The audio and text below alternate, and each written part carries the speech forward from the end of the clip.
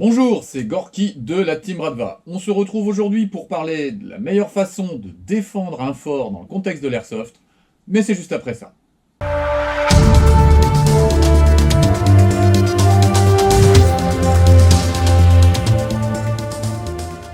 En introduction, je souhaiterais rappeler ce que je rappelle habituellement, à savoir que je ne suis pas instructeur militaire, ce que je vais expliquer, je ne l'ai pas repris dans des manuels militaires, et que le sujet c'est des airsofters qui parlent aux airsofters, d'accord? Nous avons une certaine expérience avec notre escouade, j'ai pas mal d'expérience en tant que squad leader, et donc je propose des façons d'agir pour être le plus efficace possible dans le contexte de l'airsoft. Donc encore une fois, inutile de me renvoyer à tel ou tel manuel ou telle manœuvre. Nous ne sommes pas militaires et ce que je vais dire ne concerne que le contexte de l'airsoft. Bien. Par ailleurs, le 8 octobre, on a organisé une partie, il y avait presque 80 joueurs sur le terrain en comptant nos adhérents à nous, et j'ai bien pu observer, alors qu'il y avait d'excellents joueurs individuels et qu'il y avait des teams constitués, que mes conseils ne sont pas inutiles et qu'on a tous à gagner à échanger les uns avec les autres et à progresser tous ensemble dans le cadre et le contexte de notre loisir aujourd'hui. On va parler de la défense de forts ou de bâtiments de manière plus générale. Je vais d'abord vous parler d'une défense qui, parce qu'elle est scénarisée, serait à 360 degrés, c'est-à-dire que vous êtes dans un bâtiment et la totalité du périmètre peut être attaquée par des joueurs de l'équipe adverse.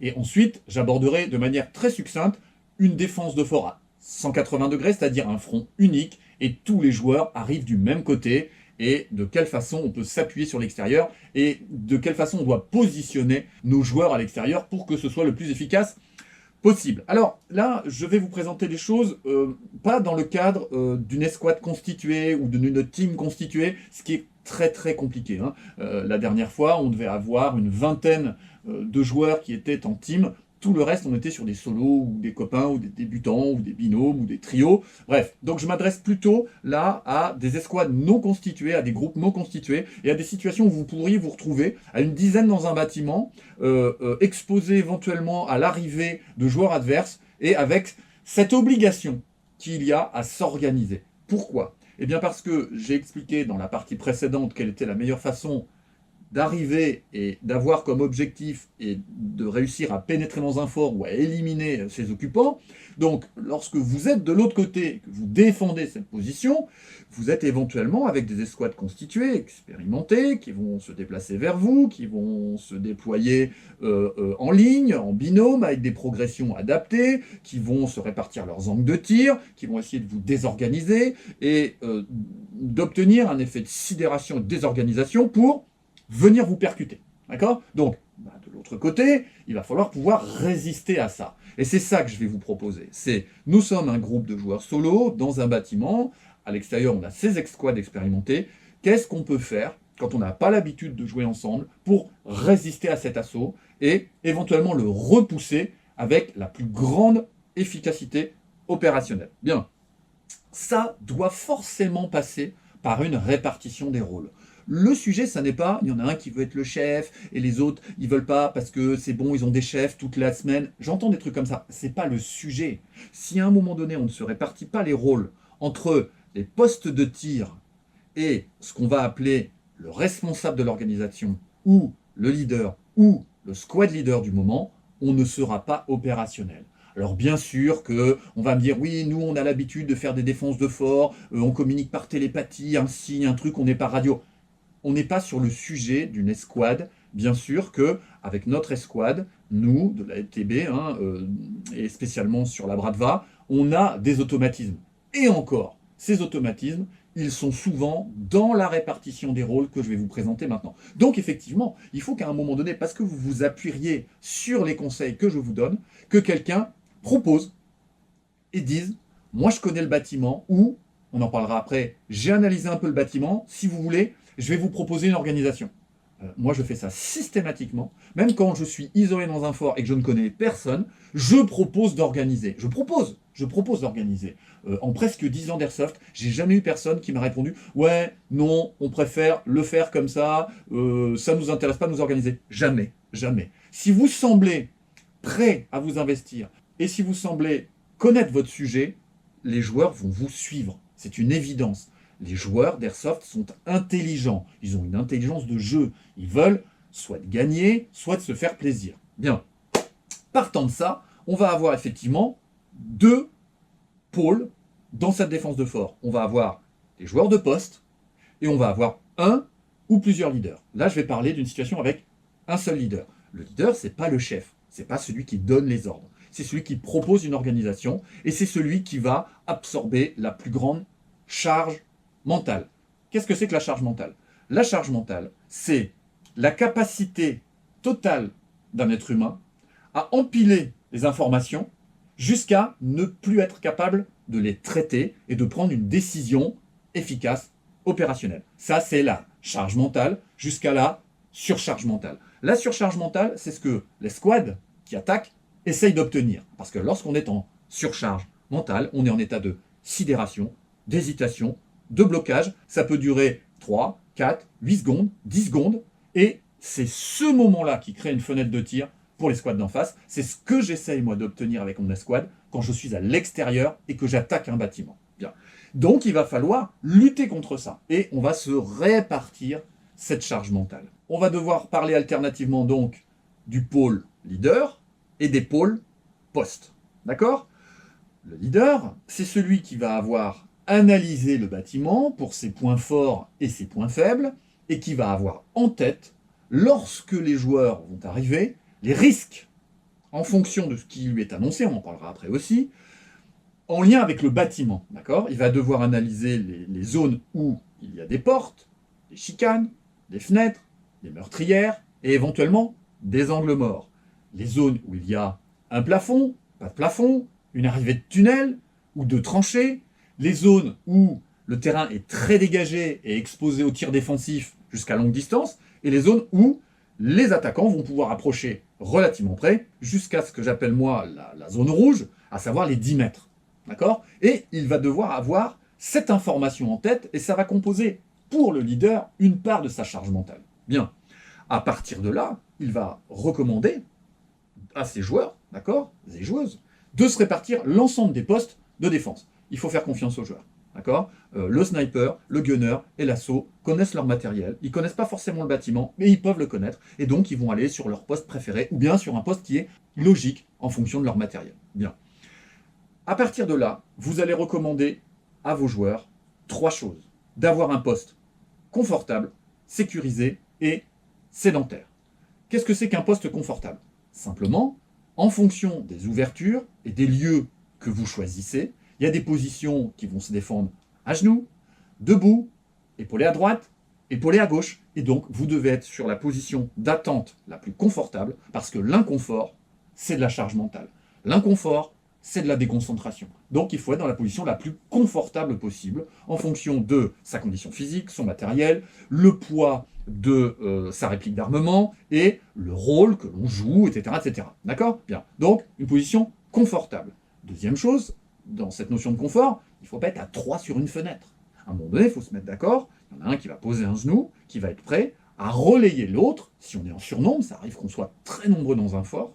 Il ne faut pas que les joueurs ne sachent pas où ils vont. Ça veut dire que si on est en surnombre, on va dédoubler un certain nombre de postes, mais on ne va pas avoir des gens qui vont au petit bonheur la chance à peu près n'importe où. Ça, c'est pas possible. D'accord? Bien. Donc, une fois que tout le monde s'est réparti les postes, et que tous ces postes sont confortables, ces postes doivent être sécurisés. Qu'est-ce que c'est qu'un poste sécurisé? Moi, je compte toujours sur mes joueurs, lorsqu'ils sont à une fenêtre ou à une porte, pour être capables d'engager, se protéger, engager et se protéger. Oui, sauf que ils n'ont pas forcément conscience que lorsqu'ils tiennent la fenêtre sur la droite, dans leur dos, aucun tir traversant ne peut les toucher.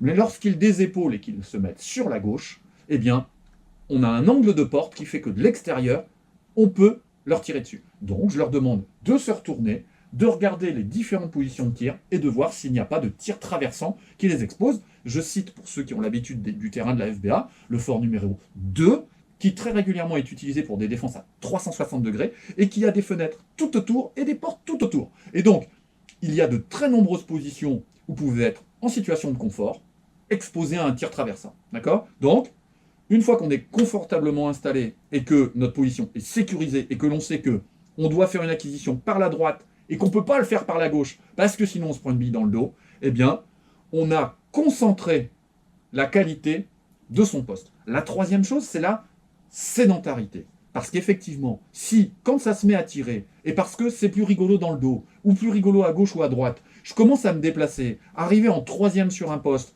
avec dans le dos une porte, je me fais sortir pour rien, parce que je suis arrivé, j'ai créé de l'inconfort, je ne connaissais pas la zone, j'ai pas analysé les angles de tir, je me prends un tir traversant, d'accord? Donc, ça n'est pas possible. Dans la définition initiale des postes, des uns des autres, on ne bouge pas, d'accord? Ce qui permet au leader de savoir que tous les postes ont une véritable qualité sur les 3 niveaux que je viens d'édicter, ok?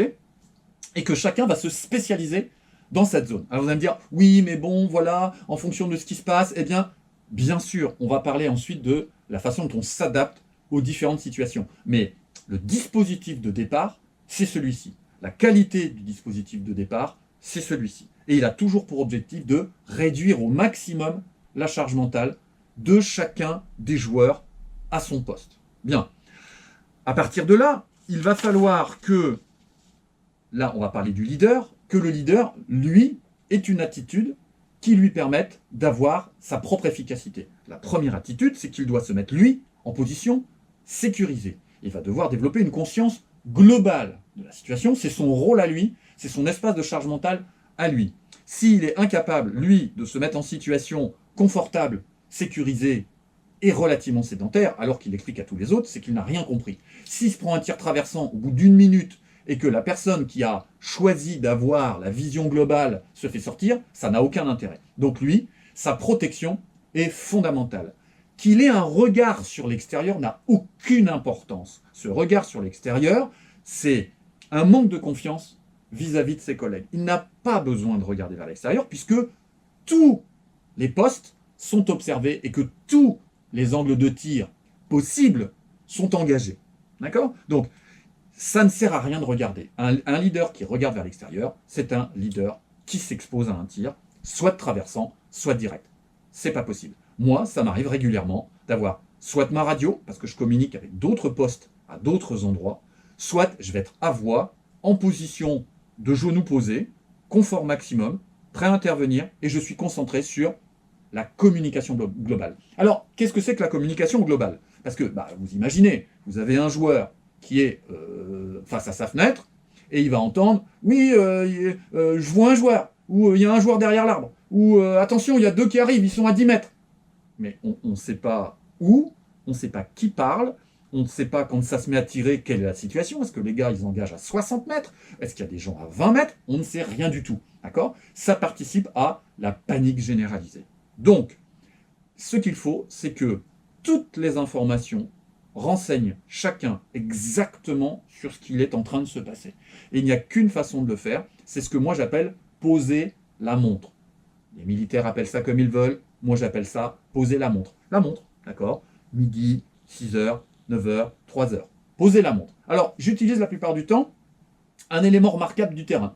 On va avoir, je ne sais pas moi, un fort, un tank, une palette, un numéro, quelque chose de particulier, d'accord? Et donc je vais dire à tous les joueurs qui sont autour de moi, on pose midi au tank, ou on pose midi au bunker, ou on pose, etc., etc. Donc je vais avoir par exemple midi au fort 1, je vais avoir 6 heures au fort 3, et puis je vais avoir la butte à 9 heures, et je dis n'importe quoi, je vais avoir la safe zone sur mes 3 heures. D'accord? Et ça permet à chaque joueur, par son angle de fenêtre, de savoir que lui, de toute façon, s'il voit arriver des gens, il va les signaler entre midi et 3 heures. Et c'est tout. Et l'autre à côté, il va les signaler entre 3 heures et 6 heures. Et c'est tout. Il n'aura pas en responsabilité de signaler des gens à 360 degrés. Réduction de la charge mentale. D'accord? À la position où je suis, moi le leader, quand j'entends les annonces, je vais pouvoir savoir où émergent les différentes cibles et comment elles se répartissent à 360 degrés sur cette montre. D'accord? Ce qui est important, une fois qu'on sait dans quel quartier et dans quel azimut arrivent les gens, c'est la distance. L'objectif, c'est d'arriver au bout et d'entendre 2 Pax à 6 heures, 40 mètres. 2 Pax, 40 mètres, 6 heures. Peu importe, j'ai besoin de savoir combien et à quelle distance. D'accord? Si je n'entends rien et j'entends de l'engagement, c'est-à-dire des tirs, je vais forcément conclure que les gens sont tellement prêts que le réflexe de tir, obligatoirement pour défendre de fort, doit précéder l'annonce. Et là, je vais forcément m'inquiéter. C'est-à-dire que les gens sont à 10 mètres dans la zone rouge. Quand ça tire, régulièrement, j'annonce « Annoncez vos cibles ! Annoncez vos cibles !» Et là, je vais entendre sans cesse des joueurs annoncer leurs cibles, tirer, engager, annoncer leurs cibles et annoncer aussi lorsqu'ils ont sorti leurs cibles. D'accord ? Je sais que j'ai 2 joueurs qui arrivent dans les 6 heures.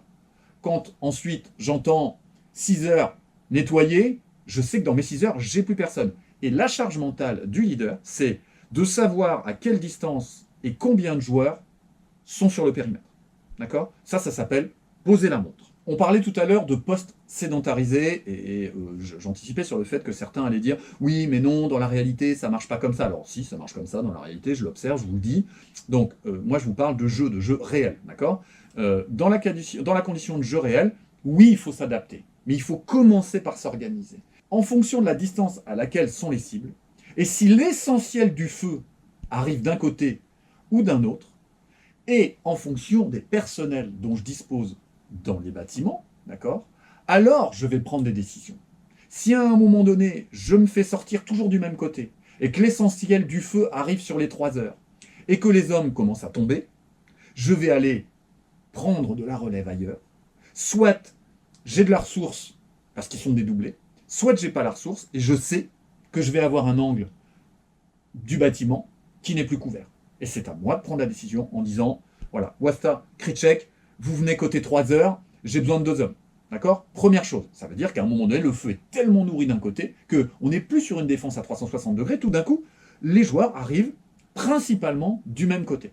D'accord ? Et c'est souvent le cas. Très rarement, les joueurs ont tendance à ouvrir plusieurs fronts, ils ont tendance à venir sur un front unique, ce qui favorise très largement l'action du leader et de la défense de l'escouade qui est prise dans le fort. La deuxième chose, c'est la façon dont je vais adapter la faculté de ma défense à faire la transition vers le PA. Et là, on va parler de la zone rouge. La zone rouge, ce sont ces 10 derniers mètres, pendant lesquels, une fois que les joueurs attaquants se sont installés, ils vont s'organiser pour que certains couvrent, d'autres vont, pour certains, poser leur fusil d'assaut, pour préparer l'assaut justement, d'accord, prendre leur PA et une grenade, et ne feront pas de transition. La transition, elle est déjà faite, elle est prête. Ils ont pris de l'avance sur nous, d'accord ? Comme ils sont encore à la distance à laquelle on peut les engager au fusil d'assaut, nous, il va falloir qu'on fasse la transition alors qu'ils sont en train de courir vers nous.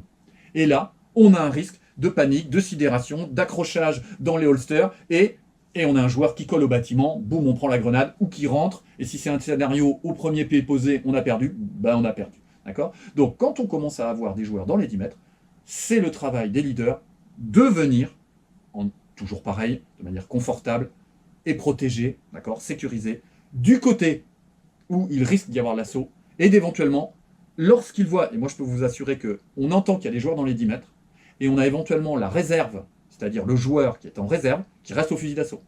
D'accord ? Et là, je vais demander à la réserve de passer au PA pour se préparer à l'assaut. Ok ? Voire, je vais demander à toute la zone de passer au PA pour qu'il n'y ait pas de décalage entre les attaquants qui ont déjà fait leur transition derrière leur barricade et les défenseurs qui vont devoir faire un mouvement de transition pour s'adapter à l'assaut. Comme ça, j'ai le même timing. Et je ne risque pas non plus d'avoir des tirs de fusil d'assaut dans la zone verte, c'est-à-dire la zone PA où on n'a pas le droit de s'engager ni les uns ni les autres au fusil d'assaut, et avec en face soit des blessés, soit des gens qui grincent des dents parce qu'on n'a pas fait le job, etc. C'est aussi pédagogique d'accompagner les joueurs défensifs dans cette transition. Bien. Donc vous voyez, faculté d'adaptation. Si je perds des hommes, j'organise leur remplacement. Si à un moment donné, il y a un feu d'un côté, je renforce une position. Et s'ils sont suffisamment proches et en zone rouge, et on risque de subir, par les problématiques de transition, une situation de sidération et de perte en fait de notre défense, alors j'organise la transition, soit avec la réserve, soit avec les gens présents, soit avec des gens que je déplace pour organiser cette réserve avec le PA. Lorsque nous, notre escouade, nous organisons la défense de cette façon-là, d'accord, et lorsqu'on a la chance d'avoir pu s'installer en premier, il est habituel que on ne se fasse jamais sortir du fort. D'accord ? Alors bien sûr, quand il y a une situation de deathmatch, avec des chronos aller-retour, on finit par se faire sortir. Parce qu'on prend des billes traversantes, parce qu'il y a des assauts qui passent, parce qu'il y a des grenades qui passent. Sauf que sur le timing, quand nous, avec notre escouade organisée, on attaque un fort désorganisé, ben on gagne sur le timing. D'accord? Donc, il faut absolument pouvoir mettre en place l'ensemble du plan que je vous ai proposé. Ensuite, vous allez goûter à cette répartition de la charge mentale. D'accord? Chacun dans ses espaces. Moi, sur le poste de leader, je n'ai pas à m'inquiéter de est-ce que je tire, est-ce que je risque de me faire sortir, comment j'engage, à quelle distance ils sont, comment fonctionne mon matériel, est-ce que je suis chargé, est-ce que ma réplique fonctionne. Non, j'utilise pas ma réplique. Je suis concentré sur, et même les yeux fermés, la situation globale et la façon dont je positionne les hommes. Chaque homme, lui, n'a pas à s'inquiéter de est-ce que c'est couvert à gauche, à droite, derrière ou au milieu. Lui, il a juste son angle de tir à tenir. Il n'a pas à s'inquiéter. Et je peux vous assurer que quand on a l'habitude de faire ça et que tout le monde sent qu'il y a un leader qui a pris en charge la situation globale, tout le monde s'apaise dans son secteur, tout le monde monte en concentration, les tirs sont plus précis, les rechargements sont plus précis, les transitions sont plus efficaces, les annonces sont beaucoup plus claires, et en face, c'est très très très très compliqué pour réussir à prendre la position. Alors maintenant, si on parle de la défense à 180 degrés et de manière assez rapide, on imagine un scénario où bah, c'est comme ça, c'est défini, les joueurs ne peuvent pas arriver des deux côtés ou tout autour du fort, ils n'arrivent que du même côté, donc on n'ouvre qu'un front, voilà, c'est comme ça, et on aurait, voilà, dans cette idée-là de l'explication, on aurait la possibilité de positionner les joueurs à l'extérieur, justement parce qu'on n'a pas à défendre l'arrière du fort, d'accord, on est forcément sur l'avant, et parce qu'on aurait cette autorisation de le faire. Bien.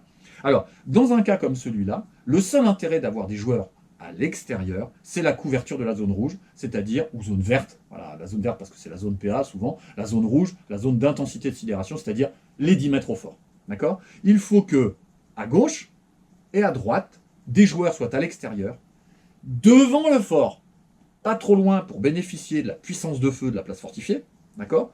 Mais pas trop loin pour ne pas fermer nos angles de tir. Plus vous avancez, plus vous fermez les angles de tir par nos fenêtres, d'accord? Et plus vous reculez, et plus vous laissez ouvert le fort par rapport à l'attaque dans les 10 mètres. Donc, il faut être au niveau de la zone rouge, pas trop avancé, pas devant nous, ne pas fermer nos angles de tir, mais suffisamment haut pour que la zone des 10 mètres soit impossible à atteindre. Et les premiers collègues en face vont devoir lancer un premier assaut sur nos lignes extérieures à 20 mètres du fort. D'accord? Donc cette idée, c'est que les lignes extérieures puissent respawn et remonter systématiquement à droite et à gauche pour que les deux flancs, à droite et à gauche, couvrent toujours la zone rouge, sans fermer nos angles de tir.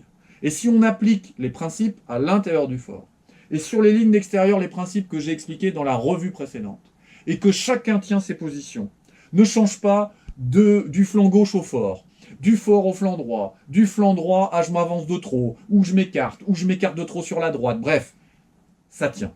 Et c'est pareil, c'est au squad leader, à un moment donné, si le flanc droit met trop de temps en respawn parce qu'il y a du feu à droite, éventuellement de renvoyer une partie du flanc gauche vers la droite, ou une partie des gens qui sont en poste ou en doublette dans le fort pour renforcer le flanc droit, le temps que les gens respawnent, et ils re-rentrent à l'intérieur du fort. C'est ce que je fais régulièrement lorsqu'on doit tenir le fort 4 à la FBA, pour ceux qui connaissent, et j'ai un relais du fort 4 vers C6 pour gagner sans cesse et garder toujours des gens en position dans les 10 mètres devant. Alors là, on est dans un secteur de bâtiment, donc il n'y a pas d'histoire d'angle de tir, c'est très compliqué, les angles de tir sont globalement bouchés, d'accord? Mais si on est sur un fort de plaine, ou une position à défendre en plaine, il faut avoir cette notion de flanc légèrement en avant de l'objectif principal à défendre.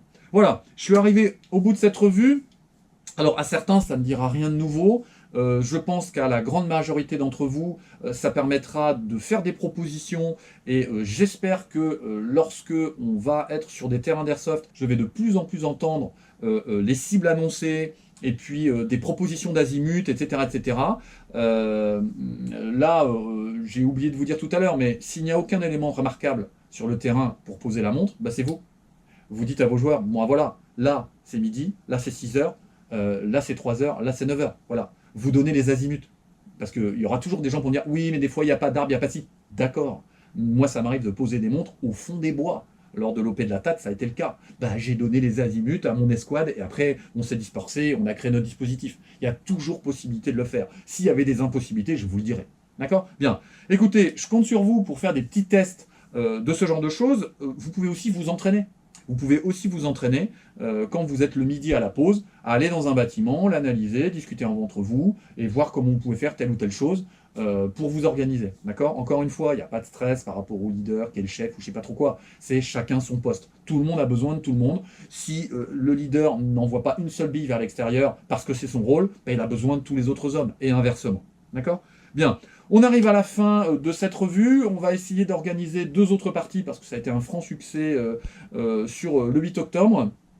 Il y a eu des petites choses à corriger. Et Kotkov est en train de prévoir une revue sur la question pour que vous voyez un petit peu de l'intérieur ce que ça a pu donner. Et certains d'entre vous vont se reconnaître à l'occasion de cette partie. On devrait réorganiser 2 parties dans l'année, dans la mesure où on peut voir avec la FBA et avoir du temps sur le calendrier possible. Je remercie bien sûr Nathan et toute son association de nous avoir loué son terrain. C'est toujours très agréable d'avoir des partenariats avec des joueurs aussi sympas, efficaces et organisés. On se reverra peut-être, puisque là, en novembre, on n'a pas encore choisi où est-ce qu'on allait jouer, mais notre première action, ça va être d'aller jouer. Je répète que notre recrutement est ouvert. Nous ne recrutons pas que des joueurs russophiles. Hein. Parmi les derniers entrants de la dernière fois, il y a Dams, qui joue américain, et même Seconde Guerre mondiale. Donc, il n'y a aucun souci. Tous les joueurs d'Airsoft qui sont motivés et qui partagent nos valeurs de fair play, de mise en sécurité et d'esprit de loisir sont les bienvenus dans notre association. N'hésitez pas à m'écrire, n'hésitez pas en allant sur le site aetb77.fr à communiquer avec nous et à proposer vos candidatures. D'accord? Nous n'avons jusqu'à maintenant jamais refusé qui que ce soit.